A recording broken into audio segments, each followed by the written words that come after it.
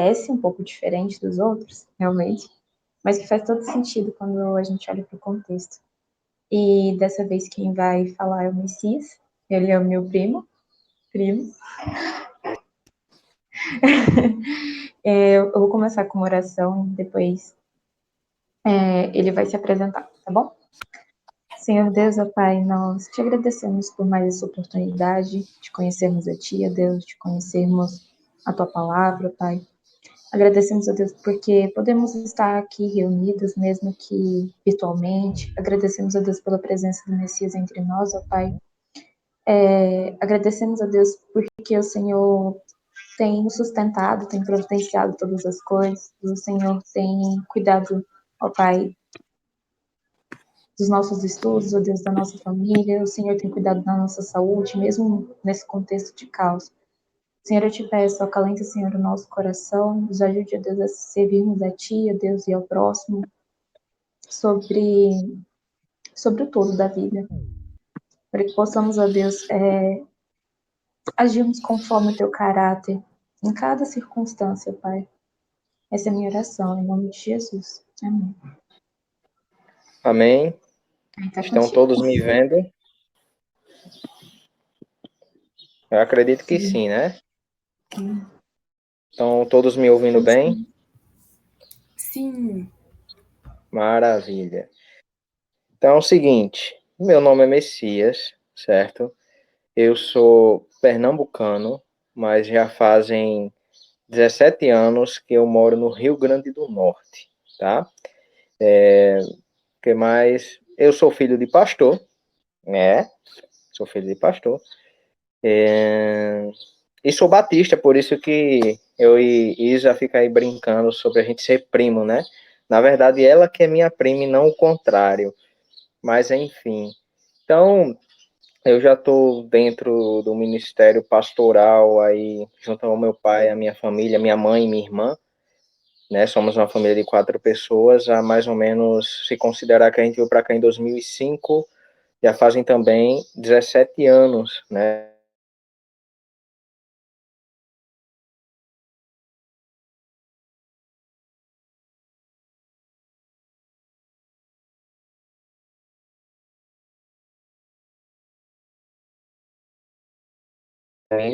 Vocês não conhecem, mas além disso,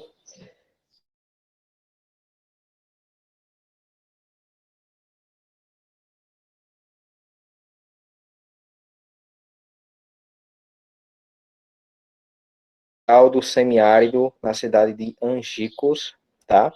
Comecei a cursar engenharia e a gente vai inclusive falar um pouco, né? Porque nós não temos muito tempo para ser bastante extensivo, mas depois de uns anos eu parei o curso de engenharia, né? Porque eu notei que não era para mim, que eu estava realmente perdendo meu tempo, eu estava realmente gastando energia, uma energia que eu não tinha nem mais, né? Porque era complicado sustentar a faculdade lá. Enfim, além disso, eu tive a oportunidade, no período que eu passei na UFERSA, eu tive a oportunidade de criar um grupo como o de vocês. Eu não sei exatamente qual é o objetivo em si do grupo de vocês aí na faculdade, né? Mas o meu se chamava Geração Missionária. Ele era uma semente de um projeto que nasceu lá na Paraíba, e o objetivo da Geração Missionária era dois, basicamente, que era o conhecimento apologético, né? Onde a gente se reunia para tratar de temas realmente que a gente estaria enfrentando no meio da faculdade, como ateísmo, como desacreditar, na verdade, na escritura sagrada. Então, eu tive um período ali muito bom, liderando o Geração Missionária, que tem um objetivo apologético e também missionário na UFERSA, tá? Então, Deus me deu muita oportunidade de estar ministrando, palestrando, ensinando em vários círculos que eu já fiz parte. E hoje, graças a Deus, estamos aqui, né? A convite da Isa, ela já tem, eu acho que algumas semanas que ela me convidou. E hoje nós vamos estar falando sobre, como ela já falou, o senhorio de Cristo em relação ao todo da vida, né? E ela também me pediu para enfatizar um pouco em relação à questão de produtividade, essas coisas que a gente sofre muito, né? Que a gente sabe, principalmente a gente que é cristão, a gente tem que dividir a atenção com família, com igreja, no caso de Isa já com casamento, a gente tem que estar com os nossos próprios estudos na faculdade, mas a gente também tem que estudar a Bíblia e tem que ter essa administração, né? Mas antes de tudo, a gente precisa começar do começo, né? Nós precisamos definir a nossa base para que a gente possa ter um entendimento realmente saudável e que nos ajude a cumprir os propósitos que nós temos em nossa vida. Então, para começo, eu quero que vocês, se vocês estiverem com as suas Bíblias aí, ou no celular, ou a Bíblia como a minha aqui, quero que vocês abram junto comigo na carta de Paulo aos Efésios.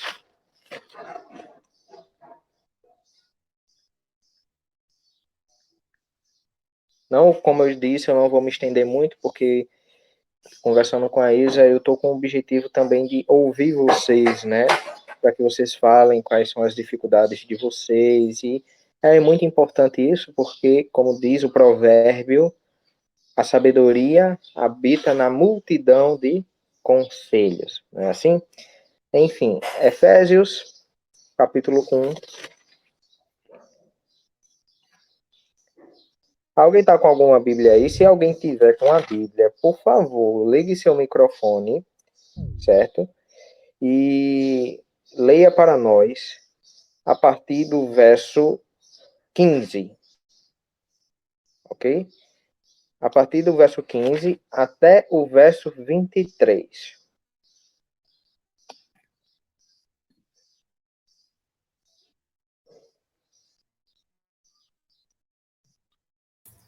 Então tá bom. Vou ler aqui. Obrigado. Efésios, né? Efésios, do versículo 15 ao verso 23. Beleza. Pelo que, ouvindo eu também a fé que entre vós há no Senhor Jesus e o vosso amor para com todos os santos, não cesso de dar graças a Deus por vós, lembrando-me de vós nas minhas orações, para que o Deus de nosso Senhor Jesus Cristo, o Pai da glória, vos dê em seu conhecimento o espírito de sabedoria e de revelação, tendo iluminado os olhos do vosso entendimento, para que saibais qual seja a esperança da sua vocação e quais as riquezas da glória da sua herança nos santos, e qual a sobreexcelente grandeza do seu poder sobre nós, os que cremos segundo a operação da força do seu poder, que manifestou em Cristo, ressuscitando-o dos mortos e pondo-o à sua direita nos céus, acima de todo principado e poder e potestade e domínio e de todo nome que se nomeia, não só neste século, mas também no vindouro. E sujeitou todas as coisas a seus pés, e sobre todas as coisas o constituiu como cabeça da igreja, que é o seu corpo, a plenitude daquele que cumpre tudo em todos. Amém. Obrigado. Então veja que nós lemos aqui, né, estamos aqui no comecinho do capítulo de Paulo aos Efésios, e Paulo, dentro da sua oração, né, ele vai orar ao Senhor, pedindo para que cada vez mais o Senhor dê o conhecimento e espírito de sabedoria e de revelação para iluminar os olhos, iluminar o entendimento, para que se saiba a razão, a esperança da sua vocação. Olha aí, vocação também está muito relacionado à produtividade, a propósito, né? E daí, a gente vai no verso 21, olha o que diz. Acima de todo principado, poder, potestade, domínio, e de todo nome que se nomeia, não só neste século, mas também no vindouro. Agora, marca aí na sua Bíblia o verso 22. E sujeitou todas as coisas a seus pés, e todas as coisas o constituiu como cabeça da igreja. Então a gente está falando sobre o que agora? Sobre o senhorio de Cristo. Então, quando te perguntarem ou você quiser começar uma exposição sobre o senhorio de Cristo, Efésios, capítulo 1, você pode ler esse contexto, mas se você quiser ser mais rápido, Efésios, capítulo 1, verso 22. Porque o que diz? Deus sujeitou todas as coisas a seus pés e sobre todas as coisas o constituiu como cabeça da igreja. Tem uma frase que é atribuída a Abraham Kuyper, que diz mais ou menos assim, parafraseando, ok? Não existe na terra, nos céus ou no universo nada, nenhum propósito, nenhuma cadeia, nenhuma inteligência, nenhuma sabedoria, nenhum conhecimento, nenhuma atitude, nada. Não existe nada que Cristo olhe e diga, é meu. Isso é uma frase bonita, né? Porque isso, junto ao texto de Efésios, capítulo 1, verso 22, nos ajuda a compreender essa questão do senhorio de Cristo. O que é senhorio? Senhorio significa não apenas que que Jesus é Senhor, mas que ele exerce senhorio. Ou seja, pensa na tua vida, pensa na tua casa, pensa na tua faculdade. Eu não sei quais faculdades vocês fazem, né? Mas pensa em cada um dos seus cursos, cada uma das suas matérias. Pensa também na tua igreja, pensa também no teu cotidiano, pensa nos carros que tu pega, pensa em tudo. E lembra desse texto de Efésios 1, 22. Deus sujeitou, ou seja, Deus deu a Jesus Cristo o domínio de todas as coisas. E por que é importante para o cristão, principalmente, mas não apenas para o cristão, a gente vai enfatizar um pouco isso, mas por que é importante para o cristão entender o senhorio de Cristo e como isso se conecta, certo? A questão da produtividade, seja na sua faculdade, seja a questão da sua igreja, seja a questão na sua casa, ou em qualquer outra coisa que você se disponha. Porque enquanto nós não entendermos que é o Senhor Jesus, que é o Senhor de todas as coisas, a gente sempre vai ter uma ideia, mesmo que não na teoria, mas na prática, do negócio de livre-arbítrio.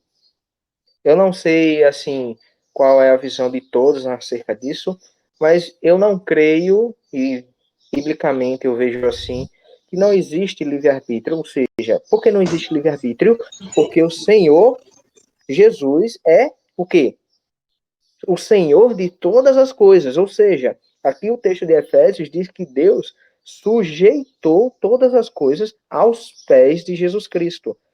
Então, como a gente pode entender isso? Significa que por mais que eu faça uma faculdade que eu escolhi, por mais que eu faça uma faculdade que meus pais escolheram, ou por mais que eu decida trabalhar no ministério infantil, ou por mais que eu decida ser o músico da igreja, tudo isso pertence a Deus, pertence a Cristo. E nós não somos senhores de nós mesmos. Então, no sentido que eu estou falando aqui, ninguém é livre, porque nós todos estamos debaixo de um senhorio, tá? Mas, ao mesmo tempo, não pensemos que nós não temos responsabilidade. Pense lá no Jardim do Éden, quando nós vamos para capítulo 2, capítulo 3. Você vai ver que Adão tinha um jardim inteiro para o quê? Cultivar e proteger. A gente vê no relato ali de Moisés que Adão poderia comer de todos os frutos que tinham no jardim, exceto o fruto que dava o conhecimento do bem e do mal, né? Mas ele tinha livre acesso ao jardim, aos 4 rios que cortavam o jardim. Ele dominou sobre o jardim. Ele que deu, que a gente sabe, ele que deu o nome aos animais. Ele era o cabeça de Eva, ou seja, Adão, ele era o senhor do jardim, mas perceba, é esse senhorio ou essa questão de gestão, ou como ser um mordomo, essa mordomia, né? que Adão recebeu no Éden, ele recebeu de Deus. Então veja que até o que Adão poderia comer, foi Deus que disse, você pode comer isso. Até o fato sobre Adão ter que cultivar e guardar, foi Deus que ordenou. Até sobre os nomes dos animais, sobre o nome de Eva, sobre Adão ser líder de Eva, foi tudo colocado pelo próprio Deus. Não foi Adão que disse, eu vou fazer assim, assim, assim, assim. Então a gente precisa entender isso, tá? E desde o Éden, o Senhor nos deu um propósito. E o Senhor nos chama a cumprir esse propósito.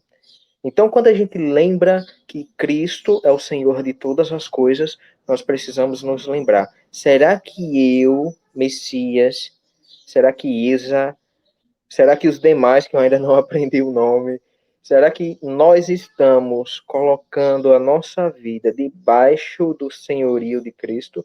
E quando eu falo a nossa vida, pensa na vida. E a vida engloba muitas coisas. A vida engloba deveres, afazeres, relacionamentos, compromissos, igreja. E tudo que você faz desde o seu acordar até o seu deitar. No nosso dia a dia, nós esquecemos que foi o Senhor que proveu nossa alimentação. No café da manhã, no almoço, na janta. Eu sei que nós não queremos ser ingratos. Eu sei que no subconsciente a gente sabe que é o Senhor que provê todas as coisas. Mas se você parou para pensar, ou já parou, se não parou, pare agora. Quantas vezes a gente agradece a Deus pelas coisas que nós temos, da faculdade ao alimento? Eu sei que a gente sabe que a gente professa a fé no Senhor, mas a gente esquece do senhorio de Cristo e esquece que todas as coisas subsistem nele, por ele e por meio dele. Então, enquanto isso nós não colocarmos em nossa mente, todas as coisas na nossa vida tendem a falhar, tendem a ser mal feitas, e talvez se for bem feita, o seu coração vai inflar, o seu ego vai inflar, e você vai querer méritos que estão além de você. É o Senhor que nos sustenta. Se você conseguiu passar na faculdade, ou pelo Enem, ou pelo vestibular, ou pelo ProUni, ou pelo FIES, pensa, foi o Senhor que te sustentou até você conseguir passar. Porque pensa, quantas pessoas querem fazer uma faculdade, mas morrem? E quem tem o controle da vida? Deus. Então, nós temos os nossos deveres, nós temos as nossas responsabilidades, nós temos que nos esforçarmos, mas nada disso acontecerá se o Senhor não sustenta. E Deus e Cristo sustenta todas as coisas. Então, enquanto nós não colocarmos diante de nós, em cada aspecto da nossa vida, que o Senhor Jesus é o Senhor das todas as coisas, nós seremos cristãos imaturos, porque quando der errado, a gente vai achar que deu errado por isso, por aquilo, e pode até ser, mas no fim, você vai pensar, se deu errado, é porque Deus não quis que acontecesse. Afinal, como diz o provérbio no capítulo 16, o homem faz planos, mas a resposta final vem do Senhor Jesus, do Deus, né? Então, antes de nós continuarmos ao assunto, eu gostaria de ouvir vocês sobre o que vocês pensam a respeito, sobre como vocês têm lidado com o senhorio de Cristo. Não se preocupe que isso aqui não é confessionário, mas nós estamos entre irmãos e também entre acadêmicos, né? Eu disse que eu não faço mais engenharia, mas pela graça de Deus eu estou fazendo gestão financeira, tá? Então tudo se aplica ao que eu estou dizendo. Então tem Isabelle, Doug Silva, eu acho que é Douglas, né? Esther, Eric, Jared, parece o nome lá do cara do Coringa. E Carla Luiz, quero ouvir de vocês sobre o que vocês têm pensado e refletido sobre o senhorio de Cristo.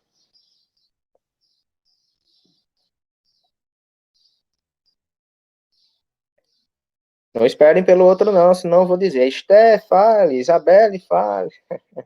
Mas não precisa mostrar a cara não, eu já entendi que vocês têm o costume de falar assim. Pode falar, Carla. Isso é algo que eu tenho pensado bastante, acho que desde o fim ali do ano passado, porque eu tenho me percebido muitas vezes em situações, contextos que podem ser estranhos para muitos cristãos, sabe? Tipo, eu tenho um grupo de amigos que não é crente, aí a galera da UNB, que é feminista e tudo mais, e aí vários embates, assim, tanto no campo ideológico, mas também são pessoas diferentes, né? Pessoas que têm uma forma de pensar, enfim. E que, de fato, eu me relaciono com elas. Então, se tem um aniversário e esse aniversário, sei lá, vai ser num bar, aí eu tenho que pesar ali. E aí, só um contexto importante, eu sou da Assembleia. E aí eu tenho que fazer esse peso, né? É algo que, por mim, eu tenho um entendimento de que, sei lá, não é um lugar, né, que vai me corromper e tudo mais, que eu posso estar ali sem necessariamente ser conivente, né, com práticas, com pensamentos, enfim, mas que ao mesmo tempo eu me sinto um pouco relutante de, por exemplo, comentar e abrir sobre isso com irmãos da minha igreja, porque eu sei que são pessoas que podem não entender isso, podem achar que é um absurdo um crente estar num bar num aniversário de um amigo. Só que é justamente entendendo esse ponto de que não é porque eu tô ali naquele lugar que Jesus deixou de ser Senhor sobre a minha vida. Jesus deixou de estar no controle de todas as coisas. Então, entender isso é algo que traz um descanso muito grande, sabe? Para a forma que a gente vive, para a forma que a gente se relaciona, para o modo que a gente vai conduzindo a nossa vida, as nossas decisões. Então, pensar nisso é algo que pacifica o meu coração diante desses embates que muitas vezes surgem, né? E aí vem aí todo o peso de uma tradição, de um costume, e voltar para o que é Bíblia, o que é essencial. Então, é importante. Então, sobre isso, eu penso que não existe preto no branco, mas a gente precisa ter um determinado cuidado. Certa vez eu estava, já faz algum tempo já, eu estava olhando algum vídeo olhando a página alguma pregação, nem lembro mais o que é que eu estava vendo. Ou, se eu for pensar pelo tema, eu estava pesquisando sobre homossexualismo, né? E tem um vídeo do Voltemos ao Evangelho, de John Piper, depois vocês procuram, que é sobre se um cristão pode ir a um casamento homossexual. Você, digamos, no seu caso, Carla, digamos que você tivesse um casal de amigas ou um casal de amigos homossexual e eles te convidassem para o casamento deles, o que você faria?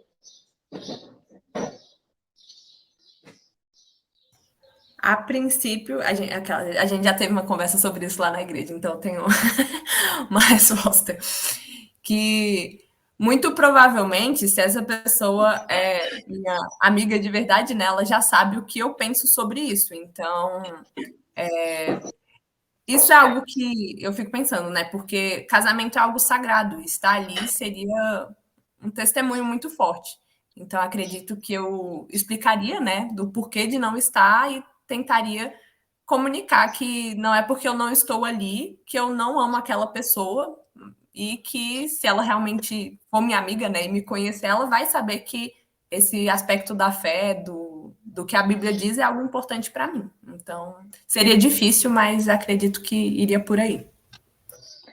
Isso é importante, porque quando a gente fala de casamento, a gente volta para Efésios, capítulo 1, verso 22, que diz: Deus sujeitou todas as coisas a Cristo. Então significa o quê?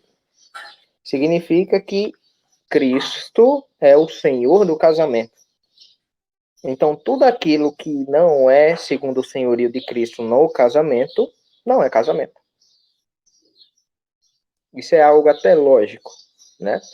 Então, pensa, se Deus é a verdade e o que Deus fala é a verdade, tudo aquilo que contraria ou não se adequa à verdade de Deus é mentira. Então, a gente sempre tem que pensar que não existe meio termo, né? Por isso que sobre a sua questão aí sobre acompanhar os amigos ímpios da ONP? Não, ONP não, ONP é daqui. Enfim. UNB. ON o quê? UNB, Universidade de ONB de Brasília. Brasília. Isso. Todo mundo é de Brasília, né? Faz sentido. Enfim, a gente tem que pensar não apenas se no momento que eu estou indo com meus amigos, apenas se Deus ou Cristo deixou de ser nosso Senhor. A gente tem que analisar muito a questão do ambiente na qual a gente está inserido, né? Então a gente tem que não pensar apenas se eu vou sair embriagado dali, né? Eu não estou dizendo que eu vou porque eu não vou sair embriagado, mas nunca é tão restrito, nunca é tão simples. Porque muitas vezes a gente pensa num bar desse, por mais que você não vai sair embriagado, ou por mais que você não vá se comunicar na linguagem ímpia, tem um texto que eu me lembro muito, que é 1 Coríntios 15, verso 33, que diz que as más conversações corrompem os bons costumes. Não vai ser essa sua ida, não vai ser essa sua ida que vai lhe corromper. Mas se a gente não tiver cuidado, muita coisa se torna a gente com essa comunhão com o ímpio, essa comunhão realmente de estar com ele sempre, estar em os momentos, nas conversas. Às vezes você se pode repugnar os assuntos que você está ouvindo, você pode não concordar, mas veja bem como é a sequência das coisas. Primeiro, você escuta pela primeira vez e se sente extremamente incomodado, você sente raiva muitas vezes, você fica, caramba, como alguém pode pensar assim? Mas aí você escuta a primeira vez, aí escuta a segunda vez, aí escuta a terceira vez. Quando é na quarta vez, já deixa eu falar, Jared, quando é na terceira, quarta vez, você ainda não concorda, mas aquilo ali já não te incomoda tanto como deveria. Isso é um processo, é um ciclo. Já ouvi um ditado que diz: aquele que cai, ele não começa topando, ele começa não vendo a pedra que está na frente dele. Então, meu pai, quando vou me ensinar a pilotar moto, a dirigir, ele sempre dizia: Messias, você está aqui, está pilotando, está dirigindo, você nunca pode ficar olhando apenas na sua frente, à frente da roda. Você sempre tem que olhar lá na frente, porque lá na frente você está vendo quem está vindo, você está vendo de um possível animal entrar na sua frente, você tem uma visão ampla, certo? Então, a gente precisa ter muito cuidado, Carla, em relação a isso. Né? De forma alguma, a gente deve ter o pensamento de que a gente não pode ter amizade com o ímpio, porque se não for a nossa vida, ou a nossa pregação, ou o nosso testemunho, quem esse ímpio vai ouvir? Não é verdade? Então, isso é algo que a gente precisa ter em nossa mente. Mas a gente precisa ter muito, muito cuidado. Porque às vezes o ambiente, às vezes a conversa, e às vezes o tipo de pessoa que está ali não está dentro de uma igreja, não está dentro de uma faculdade, muitas vezes ela está ali agindo bonitinho porque não há quebra de regra na cabeça dela. Mas se ela vai para um lugar que ela se sente livre, imagina o tipo de coisa que você pode ouvir. Imagina o tipo de coisa que você pode ver. Tem até aquela música, né? Cuidado, ouvido, o que ouve. Cuidado, enfim, vocês conhecem. Eu acho, né? Mas, enfim, eu sou muito antigo na igreja, eu conheço essas músicas. Mas é como você falou, Carla, vigiar e orar, mas a gente precisa ter muito cuidado. Quem está indo, para onde está indo, e quais são as possíveis conversas e atitudes que terá naquele local. E muitas vezes a gente também deve considerar tanto a nossa igreja quanto a nossa família, porque ninguém quer ser disciplinado à toa, né? Eu acredito que é melhor, de certa forma, se não está quebrando nenhuma parte do evangelho, é melhor a gente manter comunhão e bem-estar com os nossos irmãos da fé do que pessoas que realmente não são. Jared? Olá, boa tarde, vocês me ouvem? Sim. Perfeito, então. Eu vou pegar aqui carona em algumas falas de vocês, eu vou fazer uma salada aqui do que eu ouvi, porque, enfim, tem algumas coisas foram pairando aqui na minha cabeça. Eu acho interessante que essas discussões sobre senhorio de Cristo sempre acabam em outras questões, né? Eu acho que a gente acaba sempre falando também sobre sociedade e secularização, sobre disputas culturais e coisas do tipo, né? Me parece que é muito mais fácil, pelo menos a gente tem num primeiro momento, a gente viver o senhorio de Cristo quando nós estamos numa sociedade cristã ou num ambiente cristão ou totalmente cristão, porque quando tudo recebe o carimbo de cristão, então o senhorio de Cristo se faz plenamente e, enfim, não há tanto essa distinção entre o que é da igreja, o que é do mundo, porque tudo se mistura. E bem, nos tempos atuais esse já não é mais o caso, né? Mesmo que a gente viva num país ou uma sociedade consideravelmente influenciada pela fé cristã, onde a maioria das pessoas se identifica como cristãs, é perceptível que a gente também lida com questões como a secularização, essa distinção entre o que é sagrado, o que é profano, o que é da igreja, o que é do Estado. Acho que quase todo mundo aqui já ouviu diversas questões que dizem respeito a Estado laico, e, enfim, isso é assunto da igreja, isso é assunto do Estado, enfim, há várias questões aqui. Então, onde situar essa compreensão do senhorio de Cristo em meio a uma sociedade secularizada? Eu vejo muita gente levantando a bandeira de cruzadas culturais, né? Ai, vamos reviver a fé cristã, vamos tomar os espaços e vamos reviver os bons e velhos tempos onde o cristianismo mandava em tudo. Eu tenho uma opinião bem comedida em relação a isso. Eu acho que a gente, às vezes, também entra num certo romantismo em achar que, sei lá, quando todo mundo era cristão, a vida era muito boa. Eu acho que não era. Eu acho que a vida no mundo sempre tem o seu percalço e a sua luta. Não acho que na Idade Média, onde, entre aspas, todo mundo era cristão, a vida era fácil. Eu acho que pelo contrário.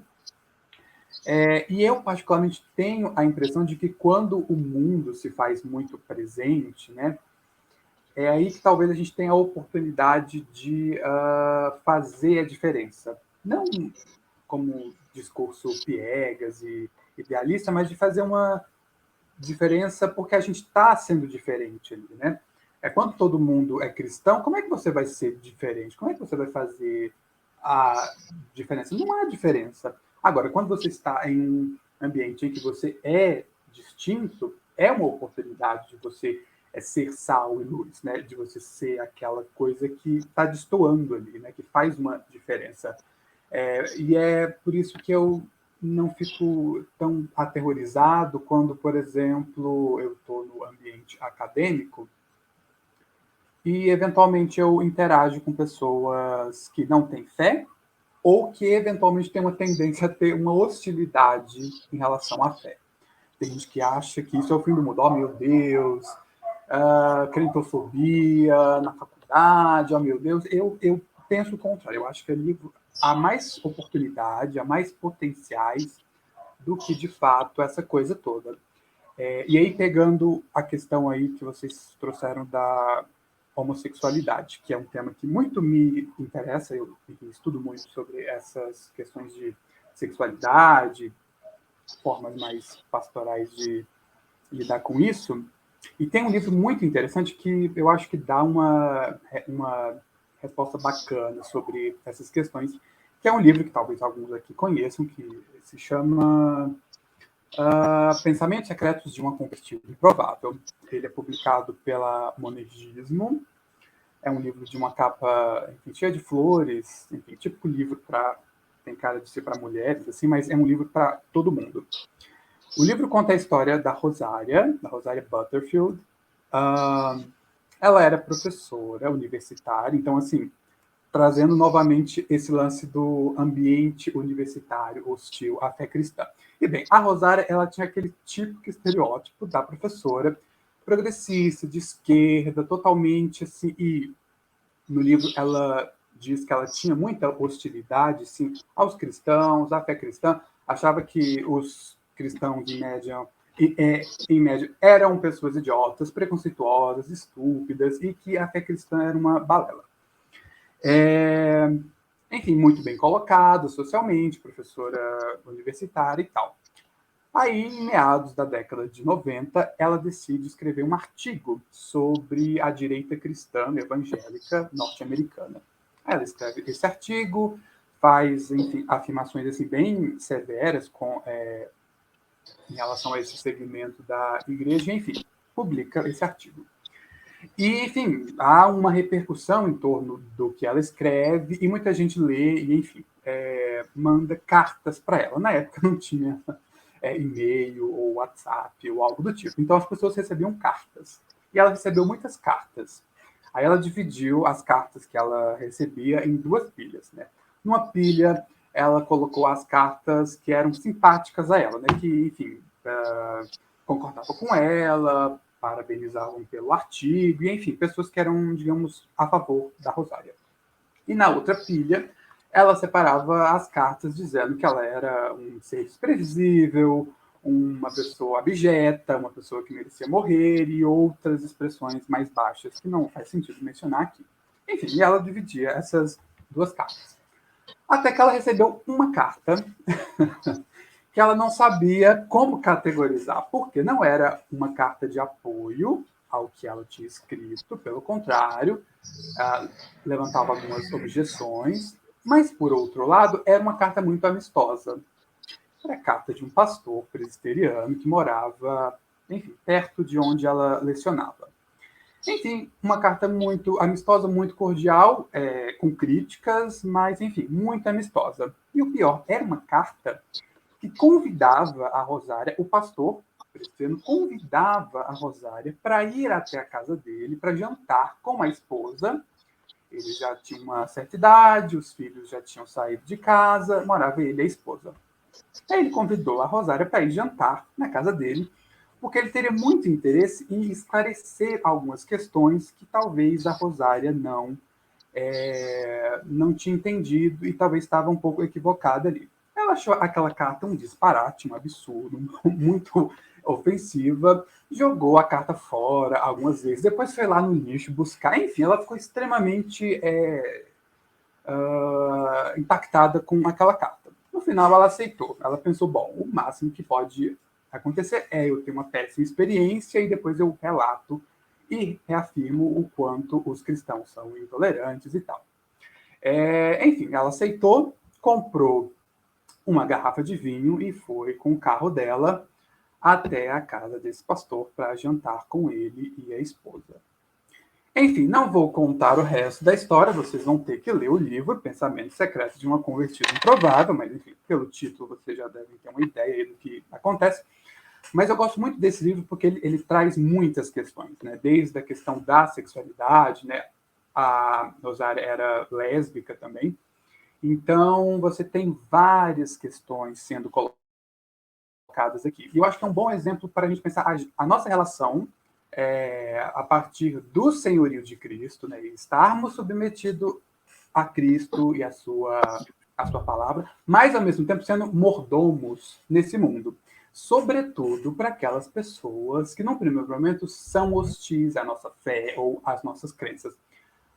E aí é algo que a Rosária explora depois. A hospitalidade foi muito importante para a Rosária. O ser, essa sensação de ser acolhida de uma maneira muito inesperada, de uma forma muito extraordinária, permitiu que ela pudesse ser, digamos, alcançada pelo Evangelho. Então, assim, talvez a gente não iria num casamento homoafetivo, mas e se a gente tivesse amigos homossexuais, a gente convidaria eles para um jantar, uma atividade da igreja na nossa casa? Como que a gente iria reagir ou lidar com essas pessoas, digamos, diferentonas, dentro do nosso círculo de amizades?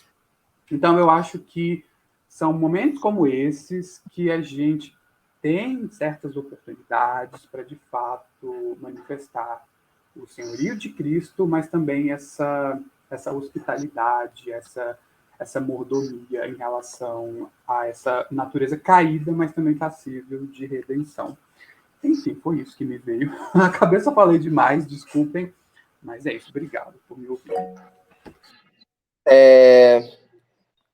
Peraí, que eu tô tentando ver quem é que tá tentando falar aqui, meu... Eric. Só um momento, Eric. Muito importante isso aí que o Jared falou, porque essa questão de sagrado e profano em si não existe, mas existe o que é profano, né? Existe o que é sagrado. A questão é quando a gente tenta criar uma cosmovisão onde acredita que, caramba, esse copo aqui não foi Deus que fez da mão dele, então isso aqui não presta, aqui é do diabo, né? Mas pensa, o que faria um cristão dentro de um ambiente de promiscuidade se ele não está pregando o evangelho? Entende? Então a gente é como eu falo, eu sempre falo, eu e Isa faz parte de um grupo no WhatsApp onde tem pessoas de várias partes do Brasil, e uma das coisas que eu sempre falo é que a gente não pode simplificar nada, porque ao mesmo tempo que a gente não deve ir a um casamento homossexual, a gente deve ser a carta viva para esse homossexual. A gente tem que ser alguém que vai chegar com o evangelho. Efésios 3, verso 10 diz: pela igreja a multiforme sabedoria de Deus é conhecida. Então a gente não pode achar que, porque não existe essa separação entre sagrado e profano, que a gente pode fazer o que quiser e com quem quiser, porque não existe isso. Da mesma forma, a gente não pode pensar que nós devemos ser como monges e ir para cima de uma montanha e vivermos lá sozinhos. Percebe? Percebe que parece que existe um padrão, parece que sempre os extremos estão errados, né? Eric. Do Eric saiu. Enfim, então a gente precisa sempre pensar nisso daí. E eu ia falar uma coisa, mas me perdoem por eu ter esquecido. Eu tive Covid, né? E dizem que Covid mexe com a cabeça da pessoa de um jeito que eu não sei. Enfim, mas voltando ao que a gente estava dizendo, eu acredito claramente, Carla, que você deve ser a luz além do pessoal com quem você convive na faculdade, tá? Mateus 5.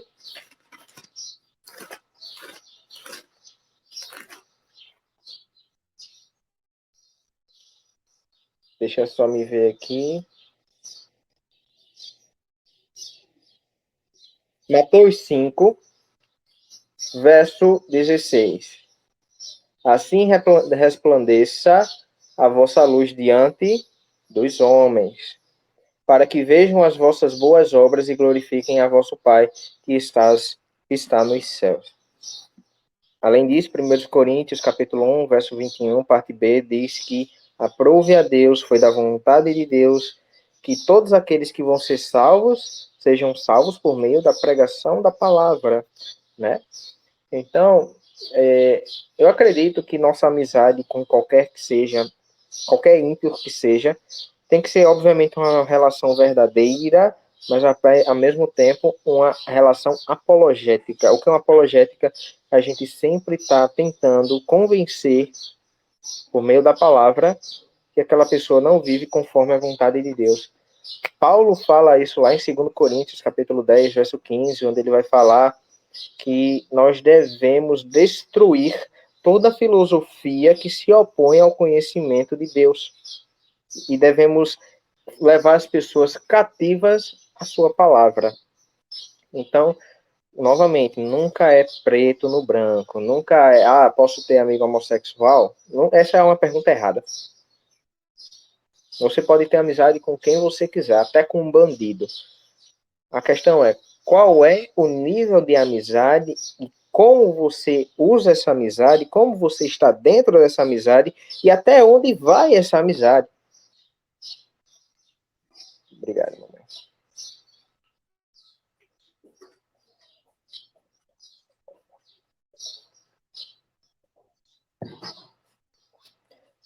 Então a gente precisa ter muito cuidado para ter discernimento do Senhor para fazer isso daí. Porque até as nossas amizades estão debaixo do senhorio de Cristo, tá? E outra coisa, e voltando agora um pouco mais específico, Cristo é Senhor das nossas atividades, tá? A Isa me pediu para falar um pouco sobre produtividade e eu quero só que levante a mão aí no negocinho, né, de levantar a mão. Quem de vocês se acha produtivo? Carla? Acho que só a Carla. E não se envergonhem os demais, tá? Mas deixa eu só fazer uma pergunta rápida para uma resposta rápida. O que você acha que é produtividade, Carla? Esté também, maravilha. Aliás, já que a Carla já falou, eu quero ouvir um pouco a Esté, mas aí depois eu vou pedir para a Carla também. É que, na verdade, eu não ouvi a pergunta direito, eu cliquei no botão errado. Qual foi a pergunta? Tá bom, então a pergunta é: quem aqui dessa reunião, levanta a mãozinha, que se acha alguém produtivo?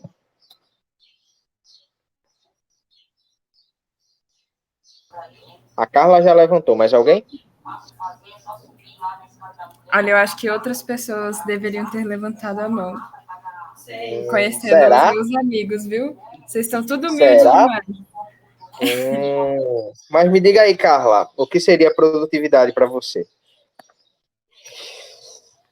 Eu acho que, de forma geral, essa questão de conseguir administrar bem o tempo e as atividades. Eu sou uma pessoa que eu tenho uma rotina bem acelerada, por assim dizer, né? Eu faço muita coisa, tem faculdade, tem trabalho, coisas da igreja, mas eu consigo equilibrar essas atividades de forma que não me sobrecarregue tanto, eu tenha momentos de descanso, eu consiga ter momentos para me relacionar com as pessoas que são importantes para mim, ter os meus momentos de culto, de devocional. Então, é uma rotina equilibrada. Eu não deixo de fazer nada, que é importante, eu acho. Você saiu. Pode falar, eu bati sem querer aqui isso aí. Mas você ouviu a resposta inteira ou não? Ouvi, só saiu agora, literalmente, eu só bati aqui e o bicho voltou aqui. Sabe aquele celular de tela infinita que você tem que... Aí eu fui bater aqui na tela e puxou, aí eu saí. Enfim, eu não sei se vocês já leram aquele livro Faça Mais, Faça Melhor, né? Da editora Fiel. Mas o conceito de produtividade, segundo o autor, é administrar seus dons, talentos, tempo, energia e entusiasmo com eficácia pelo bem das pessoas e para a glória de Deus, tá? Então, veja bem. Falando aqui rapidamente sobre isso. A produtividade debaixo do senhorio de Cristo. Ela não é apenas sei lá, eu faço muita coisa e consigo fazer tudo. Não. A produtividade é uma administração, é uma gestão de talento, de dom, de tempo, né? E de maneira que você faz duas coisas que você precisa entender. E é isso que a teologia coaching, ou que o coaching não te ensina. Se você for ler aquele livro de 16 leis para o sucesso do... Meu Deus, eu esqueci o nome do cara. Espera aí que eu vou ver aqui.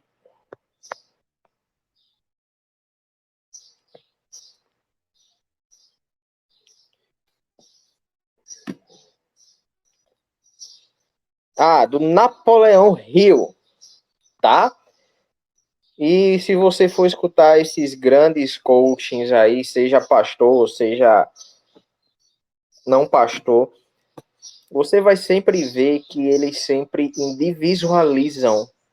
Eles sempre deixam... Eric, eu tô lembrado de você, tá? No finalzinho eu vou te dar a oportunidade para falar o que você queria. Não esquece, não. E eles sempre vão falar sobre propósito. Então, se você for ler um livro do Napoleão Hill, do Joel J., se você for ler livro desses grandes profissionais do desenvolvimento pessoal, você vai ver que eles sempre vão falar mais ou menos assim, ó. Foque em um objetivo, esqueça todo o resto e use todas as suas forças e energias para cumprir aquele objetivo, aquele seu propósito. Qual o problema disso? Não é um problema em si, mas a base, tá? Eu não acredito que o nosso propósito, o nosso pessoal, deve ser o ponto de partida. Porque quando o nosso propósito, o nosso pessoal, tá? Eu quero ser engenheiro, eu quero ser, sei lá, qualquer coisa. Quando é a primeira coisa da nossa caminhada, do nosso coração, a gente termina se tornando uma pessoa tão focada ao ponto de esquecer o resto. Então não adianta você ser o melhor da sua classe, não significa que você é produtivo à luz da palavra de Deus, à luz do Senhor e de Cristo. Então, qual a primeira coisa que você deve definir? O seu propósito. Mas qual é o propósito que um cristão deve ter em mente antes de qualquer coisa? Que tem até naqueles catecismos, né? O fim último para o qual o Senhor Deus nos criou é para... Quem responder primeiro ganha 1 centavo de Pix. Glorificá-lo e desfrutar da sua presença. Exatamente. Então pensa. Como eu voltei, a gente às vezes individualiza muitas coisas e a gente faz as coisas sem pensar. Caramba, será que eu estou glorificando a Deus com isso que eu estou fazendo ou quero fazer? Segunda coisa que você deve ter na definição do seu propósito. Será que eu estou fazendo bem às outras pessoas? Será que, como a gente leu lá em Mateus, será que eu estou executando boas obras? E boas obras é para quem? Para as outras pessoas. Então, lembra lá do texto onde Jesus fala sobre os principais mandamentos? Amar a Deus acima de todas as coisas, com a sua mente, entendimento e coração, e amar ao próximo como a ti mesmo. Então, se você não segue esses dois princípios de vida, essas duas leis, você pode ser a pessoa que mais faz coisas no mundo, você ainda assim é alguém não produtivo segundo o senhorio de Cristo, porque se você não produz, produtividade vem de produção, se você não produz para a glória de Deus, se você não produz para o bem do próximo, você está sendo apenas uma pessoa egoísta. Tá? Então, eu só conheço Isabelle daqui. E até onde eu me lembro, ela está fazendo medicina veterinária. Não é isso, Isabelle? Sim, é isso aí. Então, pensa. O que adianta a Isabelle, sendo cristã, ser a melhor, melhor no sentido de conhecimento, ser a melhor médica veterinária do mundo, mas se o coração dela é um coração vaidoso, egoísta, que só pensa em si mesmo. Mas se Isabelle pensa, eu quero ser veterinária porque eu quero glorificar a Deus cuidando de animais. Por que isso é importante, pessoal? Porque quando a gente pensa em glorificar a Deus e ajudar o próximo, fica muito melhor, mais saudável, mais fácil nós lidarmos com a nossa frustração. Porque eu sei, eu já passei por isso e ainda passo. Nós ficamos frustrados muitas vezes nos nossos cursos, não talvez no curso em si, mas na matéria, aquela matéria ali do primeiro semestre ou do primeiro período, não sei como vocês chamam aí. Mas se a gente pensa, caramba, antes de eu entrar para essa faculdade, eu pensei, eu vou glorificar a Deus fazendo isso. Aí quando você estiver no momento de frustração, chorando, triste, não, eu vou continuar porque eu coloquei diante de Deus que eu iria glorificá-lo servindo com isso. Além disso, isso torna e deixa o seu coração humilde. Ah, não posso pensar em dinheiro. Você não apenas pode, como deve. Mas se você torna a sua faculdade, ou se você torna o dinheiro como seu senhor, olha, tudo na sua vida é raiz de males. Mas se a gente tem a Cristo, a Deus, a Santa Trindade, como alguém pelo qual a gente vai buscar glorificar com o nosso serviço, com o nosso talento, com o nosso dom, aí nós tornaremos o nosso coração humilde. E até o nosso dinheiro será para a glória de Deus. E nós não seremos pessoas, como é que é o termo? Avarentas, né? Então, a gente precisa primeiro, antes de qualquer coisa, ter isso em mente, tá? Que Deus nos criou para a nossa glória, ou para a nossa glória. Meu Deus, que misericórdia, tem piedade de mim que eu falei uma heresia, né? Mas se a gente lembrar sempre que o Senhor é o Senhor de tudo, Ele é o Senhor da nossa faculdade, é o Senhor do nosso dinheiro. Então a gente precisa fazer tudo para a glória dele. Mas depois disso, um dos principais meios de você não ser alguém improdutivo é ter bem definido os seus propósitos. Tá? Isabelle, vamos lá.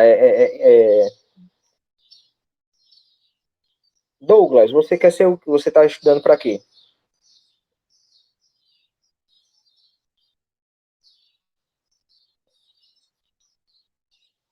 Douglas. Tá. Eric.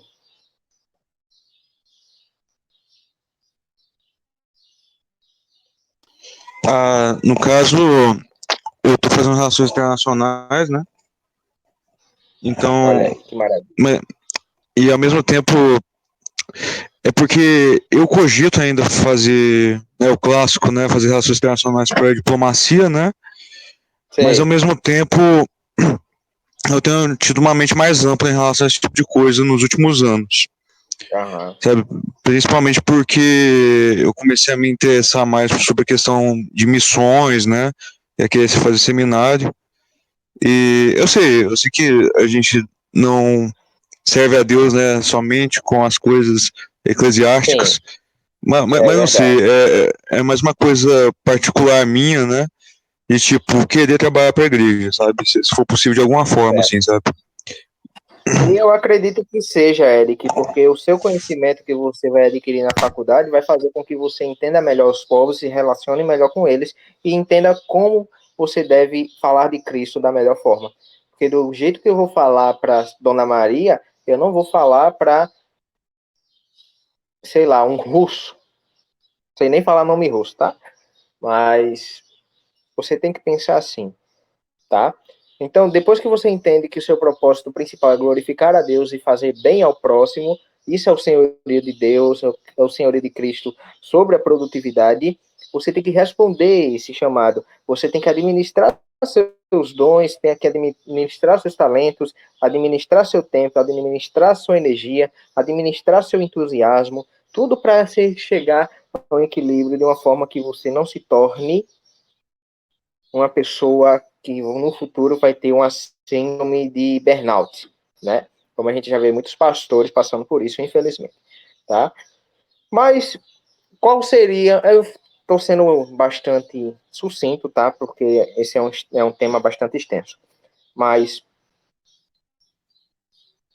os 3 principais motivos, os 3 principais ladrões de produtividade, e eu estou tendo aquele livro da Editora Fiel como base bibliográfica, já que nós estamos falando acadêmicos, vocês entendem o que eu estou dizendo. 3 coisas são os principais ladrões de produtividade. A preguiça, excesso de ocupação e a junção dos dois, tá? A gente conhece lá aquele texto que diz, vai ter com a formiga o preguiçoso, né? E aquele que é preguiçoso